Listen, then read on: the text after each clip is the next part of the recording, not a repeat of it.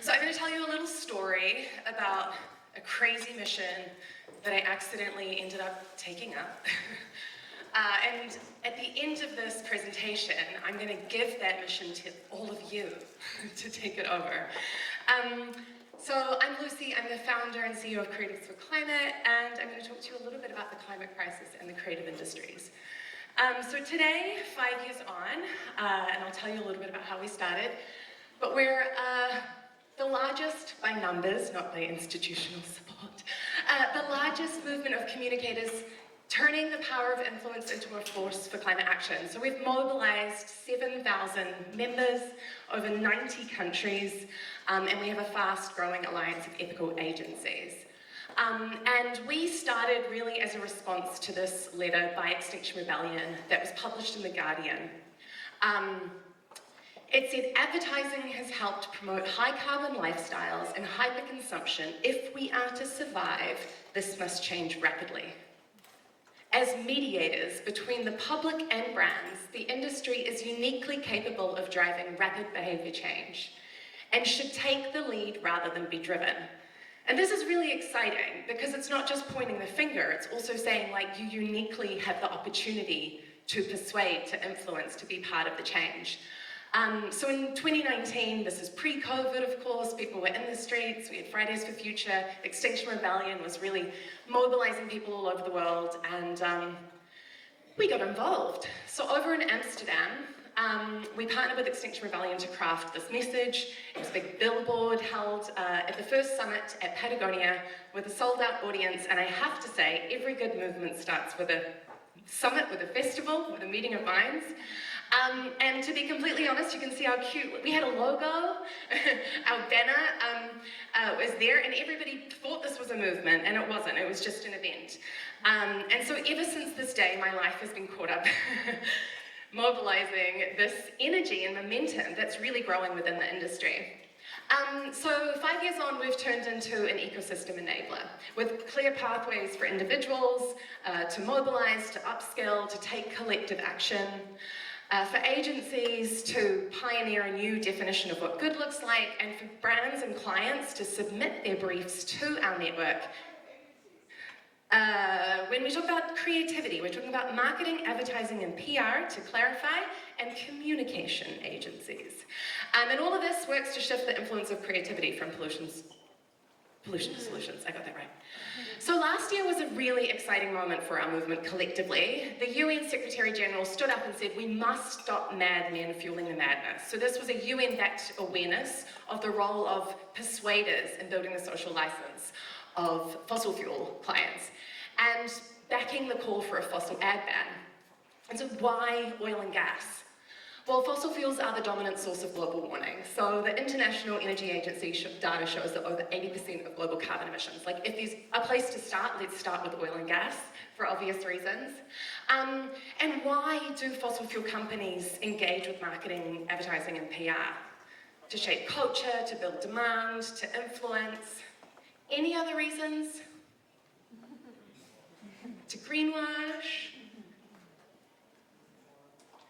So, studies show that actually oil and gas companies don't necessarily engage in marketing, advertising, and PR to drive sales, but to build a social license.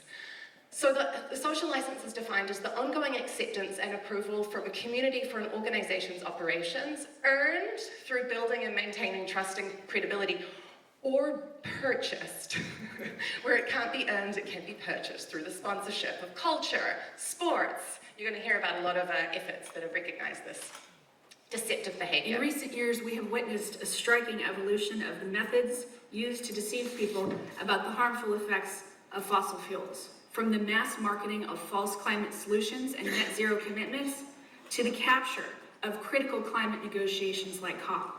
It illustrates how fossil fuel money is linked to the deployment of hundreds of front groups across the country, as well as sophisticated bot networks, fake social media accounts, and hacking operations targeting climate activists. Collectively, these tactics make it almost impossible for legitimate climate scientists to be heard over industry voices, for well-intentioned consumers to make informed choices, and for concerned lawmakers, including members of this committee, to take the necessary steps to protect their constituents. Fossil fuel companies and interests are not engaging in disinformation solely in order to sell more products. They are using these tactics in bad faith to interfere with matters of policy. For this reason, more than any other, the American public has a right to know the truth. Does anybody know who this is? I have a prize. The prize is a beer. It's Christina Arena, yes! Well done. So this is the former Vice President of Sustainability at Edelman, who walked out. Here she is testifying in the US Senate. She walked out of her job when she found out that not only was Edelman representing oil and gas, Edelman is one of the world's largest PR firms. It recently won the contract to represent COP, insanity. I will talk more about client behavior at the end of my very short presentation. But what you need to know is that actually oil and gas firms are doing more than just purchasing a social license. They're actively investing in trade groups and lobby fronts that are working to obstruct climate action. So bad faith actors. So within the industry, you have a lot of leadership. Yay! You have over 7,000 members at Creatives for Climate. Over 1,400 agencies have signed the Clean Creatives Pledge. And I heard today that the number of health-related brands has actually gone up to 92. We're aiming for 100 by COP. And this is on the demand side of clients. These are health-related brands that are making a commitment not to work with agencies that are also representing oil and gas. So this is a bottom line issue. We also have support from national and subnational leaders here in The Hague, in the Netherlands. You saw a fossil ad ban enacted within the city, and we have a growing momentum, which I'm sure you're going to hear more about tonight. So I just want to really urge that at Creatives for Climate, we know we need to clean up this industry, but actually we need to do so much more with it, because the climate crisis is a crisis of communication, of culture, and we uniquely have the skills also to drive that rapid behavior change. So our mission is shifting the influence of creativity from driving destruction to visions of regeneration and justice. And our exploration has been, how can we rewrite this old rule book? Sell more, lie more, control more, hide more, waste more. And for the last 5 years, we've been building a movement exploring this, but the greatest moment of clarity for us came last year when a UN-backed report on service emissions was published. And it advanced this concept of service emissions. So in the finance industry, you have financed emissions, and it relates to lots of different professional service providers. So, service emissions is a concept I'm about to explain. And it is a new concept to account for the impact and influence of the role of PSPs, professional service providers. And basically, up until now, global accounting standards like the SBTI, Greenhouse Gas Protocol, all of these sustainability standards bodies that rubber stamp organizations and say, yes, you're accredited, haven't accounted for the influence of service providers. So how can we differentiate between, in our case, an agency that's giving climate-aligned advice and those that are actively abstracting it? This is hugely exciting. This is a body of work that's much bigger than us, but it has the potential to shape the future of global accounting standards and actually make this stuff mandatory. And basically you see that with a lot of this measurement that I heard some questions about earlier today. You know, there's been a lot of measuring of like, office emissions, so you know, how can we reduce plastic cups and all these sorts of things without actually taking into account where the greatest amount of emissions come from, which is often with the choices that we make. So some of the choices that service providers can make are in the narratives we shape, the type of work we do, the clients we work with, the advice we give, and the services we offer. And again, this is so exciting for our movement because it actually provides ethical creatives and agencies something to anchor on to differentiate themselves. So we built, obviously, a decentralized bottom-up movement, but in 2023 we launched the Ethical Agency Alliance, which is partnering with Oxford Net Zero to pioneer this concept. If you run an agency, come and demonstrate your leadership with us.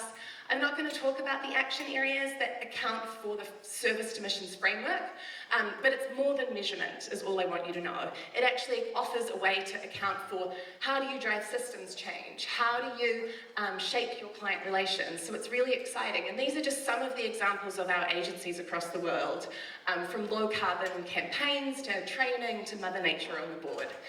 So at COP30 we have the unique opportunity to actually be able to present this. And I'm genuinely overwhelmed with the fact that we have the only presidential-backed event on culture where we are launching this. So get involved, and we really hope you share it. But I also just want to talk about some of the barriers that we still have to overcome. And that's the clarity, capacity, and client demand gap. 70% of agencies haven't started or are just at the beginning of their journey. 76% of marketeers, these are the frontline communicators of our revolution, feel ill-equipped to communicate it. And €6 million worth of work is being turned down by ethical indies due to, concerns, which is awesome, but we need to make sure they're earning money and they're being rewarded. So we launched the Brief for Better initiative, which makes it easy and free for clients to come and find vetted ethical service providers and to take action. And I'll just summarize some really simple steps you can take.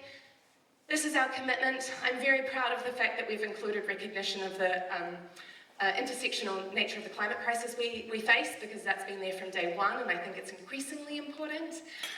Recently, our ethical agencies all banded together to make a statement about not representing compromising governments doing atrocity washing. So that's something that we'll continue to pioneer. Sign the commitment, access the free hub, lots of cool things you can do there, toolkits, leadership opportunities, lots of local communities that are invited to take up a leadership position. If you want to host an event, make it yours. Courses, free educational tools. We've been going a bit crazy, lots of solutions. I was told it was a very un-Norwegian thing to do, but there's an amazing collaborator we have, right?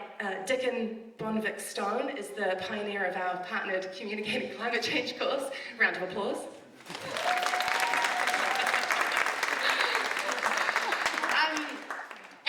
We're hoping to wrap it up, is what we're hoping to do. Ethical agencies, you can join. Clients, commit your money. Scary. There's an opportunity to drive action still. He says it. No video.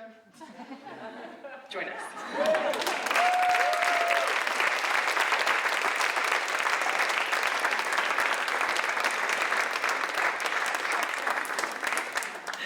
Thank you, Lucy. That was fast and crazy. I think maybe not everybody here works in the creative industries, but one of the things you're working with is if you're going to hire a PR company, an advertising company, you can ask them, do you work for fossil fuels? And then turn them down if they do. What should we do? It's almost as if we planned this. So at COP, we're launching a commitment for clients to make, which will also include some suggested language to include in your RFP process. I think the first and easiest step is just What's an RFP process? Request for formal proposals or something like that. I don't know. I'm not into this. I don't know. The easiest thing is just ask. Ask for transparency. A lot of clients don't want to ask because then they know. So the client demand side hasn't really been engaged yet, but that's the easiest thing that you can do.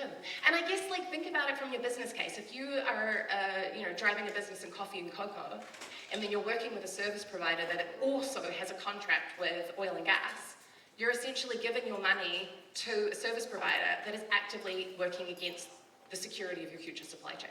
It's just bad business sense. And that's exactly why those health clients have made that commitment, because they're like, hang on, we work in health, how could we possibly be, giving our money? So let's say thank you to Lucy and check out Creatives for Climate, because I know in Norway we are not used to ask a company if they work with oil and gas before we hire them, because so many do. So it's a new thing, but thank you for coming here, Lucy. And Good luck.